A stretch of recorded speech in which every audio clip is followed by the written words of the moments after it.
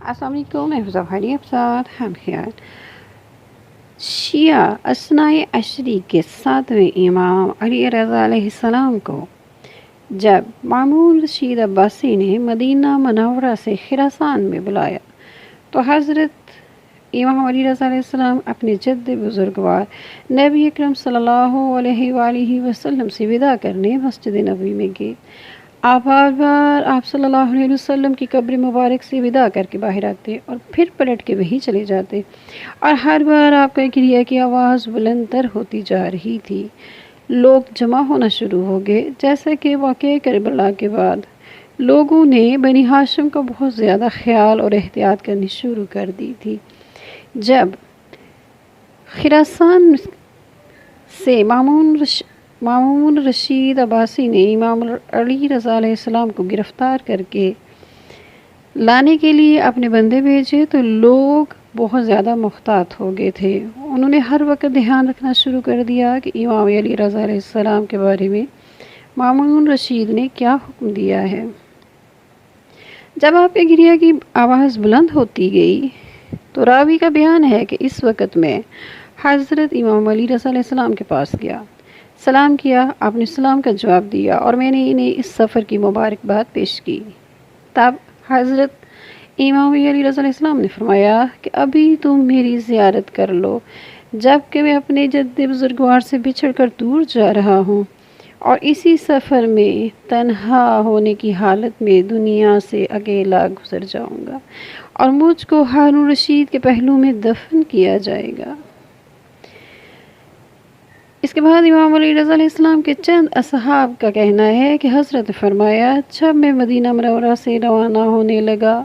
تو میں نے اپنے اہل و عیال کو جمع کر کے انہیں حکم دیا کہ وہ مجھ پر گریہ و بکا کر لیں، اسے میں خود سنوں۔ میں نے 12,000 دینار تقسیم کی اور یہ بھی کہا کہ میں اس سفر سے لوٹ کر تمہارے پاس نہ آ سکوں گا۔ پھر امام فرماتے ہیں میں نے اپنے فرزند ابو جعفر جواد کا ہاتھ پکڑا، انہیں اپنے جد بزرگوار کی قبر پر لے گیا اور اس کا ہاتھ اس پر رکھ کر انہیں اسے لپٹا دیا اور حضرت صلی اللہ علیہ وسلم سے اپنے بیٹے کی حفاظت کرنے کی درخواست کی۔ میں نے اپنے تمام خدام و وکلا کو ابو جعفر جواد کی اطاعت کرنے کا حکم دیا اور ان کی مخالفت سے منع کیا اور ان سب کو بتلا دیا کہ یہ میرے قائم مقام و جانشین ہیں۔ ابن طاؤس کہتے ہیں کہ جب مامون رشید نے امام علی رضا کو خراسان بلایا تو مدینہ سے بصرہ اور وہاں سے کوفہ ہوتے ہوئے بغداد اور وہاں سے کم مقدس پہنچے۔ جب آپ کم میں داخل ہوئے تو لوگ آپ کا استقبال کرنے کے لیے راستے پر آ کھڑے ہوئے تھے۔ ان میں سے ہر ایک یہ اصرار کرتا تھا کہ حضرت میرے مہمان ہوں، تاہم آپ نے فرمایا کہ میرا اونٹ اس پر معمور ہے، وہ جہاں بیٹھے گا میں اسی کے مہمان ہوں گا۔ چنانچہ وہ اونٹ چلتے چلتے ایک ایسے شخص کے گھر کے سامنے بیٹھ گیا جس نے خواب میں دیکھا کہ کل امام علی رضا علیہ السلام اس کے مہمان بنیں گے۔ زیادہ مدت نہ گزری کہ وہ جگہ ایک بلند مقام قرار پا گئی اور ہمارے زمانے میں اس مکان میں ایک دینی مدرسہ قائم ہے۔ اسی طرح امام نیشاپور پہنچے اور وہاں سے آگے روانہ ہونا چاہا تو وہاں کے علماء و محدثین نے حضرت امام کی خدمت میں حاضر ہوئے عرض کی، اے فرزند رسول، آپ ہمارے یہاں سے جا رہے ہیں تو کیا آپ ہمیں کوئی حدیث سنائیں گے کہ جس سے ہم استفادہ کریں؟ آپ اس وقت عماری میں بیٹھے تھے، بس آپ نے اپنا سر مبارک عماری سے نکالا اور فرمایا میں نے اپنے والد بزرگوار امام موسیٰ کاظم علیہ السلام سے سنا، انہوں نے اپنے والد گرامی امام جعفر صادق علیہ السلام سے، انہوں نے اپنے والد ماجد امام محمد باقر علیہ السلام سے، انہوں نے اپنے والد امام علی بن حسین علیہ السلام سے، اور انہوں نے اپنے والد امام حسین علیہ السلام سے، انہوں نے اپنے پدر گرامی امام علی بن ابی طالب علیہ السلام سے، اور انہوں نے نبی کریم صلی اللہ علیہ وسلم سے سنا کہ آپ نے فرمایا میں نے جبرائیل سے، اور انہوں نے خدا عز و جل سے سنا کہ اس نے فرمایا لا الہ الا اللہ حسنی فمن دخل حسنی آمین من عذابی۔ اس کا ترجمہ یہ ہے کہ کلمہ لا الہ الا اللہ میرا کلہ ہے اور جو بھی میرے اس کلمے میں داخل ہو جائے وہ میرے عذاب سے مامون رہے گا۔ آپ نے یہ فرمایا اور روانگی کا حکم دے دیا۔ جب آپ کا اونٹ چل پڑا تو آپ نے ہمیں پکارا، فرمایا بشروطہا وانا من شروطہا، یعنی یہ جو حکم اپنی شرط اور شروط کے ساتھ ہے، اور میں بھی اس قلعہ کی ایک شرط ہوں،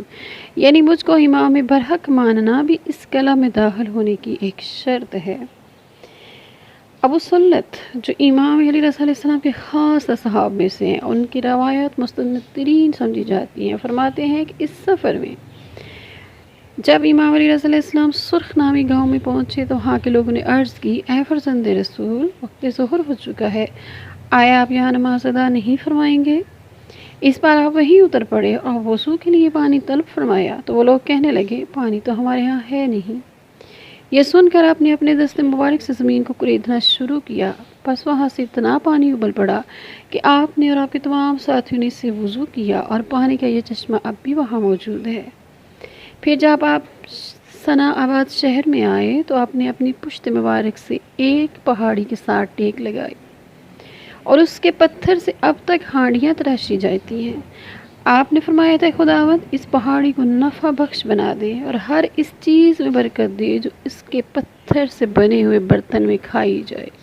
رکھی جائے۔ راوی کا کہنا ہے کہ لوگوں نے اس پتھر سے ہانڈیاں تراش کر خود حضرت خدمت میں بھی پیش کی، اور آپ نے حکم دیا تھا کہ میرے لیے انہی ہانڈیوں میں کھانا پکایا جائے۔ چنانچہ اسی دن سے امام کے حکم کے مطابق ان پتھروں کو کاٹ کر ان کی ہانڈیاں برتن بنائے جا رہے ہیں اور انہیں بابرکت پایا۔ وما علینا الا البلاغ المبین۔ والسلام علیکم ورحمۃ اللہ وبرکاتہ۔